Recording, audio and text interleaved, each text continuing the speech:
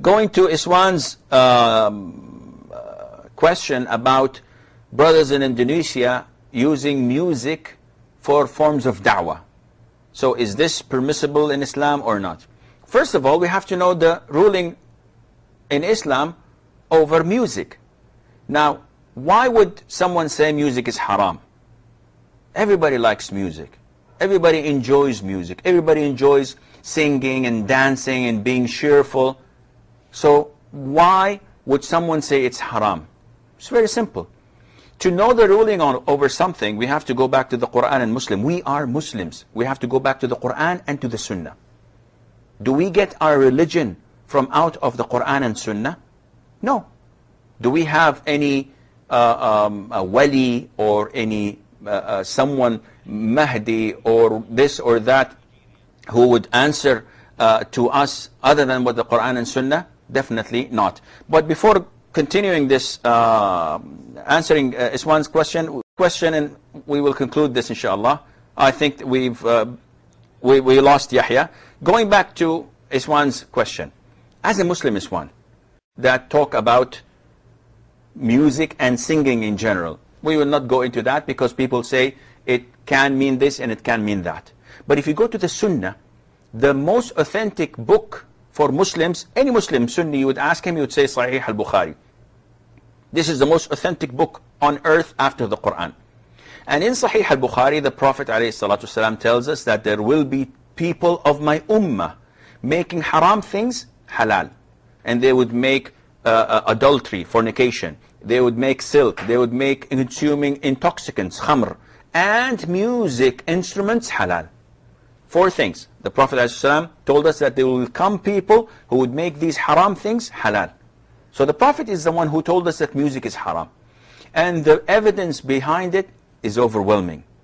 Ya akhi, let's assume that there is no Quran on this topic and there is no hadith on this topic. What's the ruling on music? We go to our 4 great imams, great schools of thought. We find that the consensus of the school of thought of Abu Hanifa, of Al-Imam Malik ibn Anas, Al-Imam Muhammad ibn Idris al-Shafi'i, Al-Imam Ahmad ibn Muhammad ibn Hanbal, the 4 schools of thought, and you definitely, and the people of Indonesia, are one of them. You have to follow one of them. They all say that music is haram. The consensus of the scholars.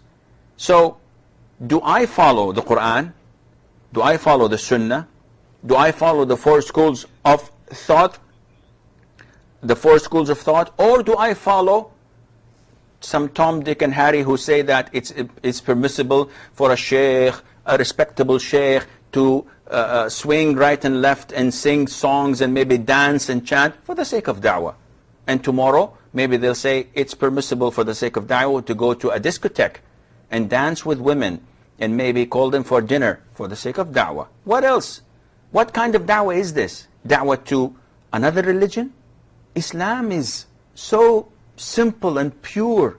Islam is your connection with Allah Azza wa Jal. It cannot be misled. You cannot mislead people and misguide people through what only the sheikh says. Simon says music is halal. Simon says it's okay to dance women and men together. It's okay to mix. It's okay to handshake. And it's okay to do this and that. And everything goes against Islam. What else is Islam? That is why we have to be careful of those who claim to be scholars or to be students of knowledge, who divert people from following the Quran and Sunnah and ask people to only follow themselves. This is not Islam. All individuals evaporate in front of the Quran and Sunnah. They all dissolve in the Sharia. We only glorify the Quran and the Sunnah. And believe me by Allah, if music was halal, I would be the first to listen to it and I'll be the first to play it even. But it's haram. And there is no doubt, none whatsoever, on this topic and on this issue. I believe we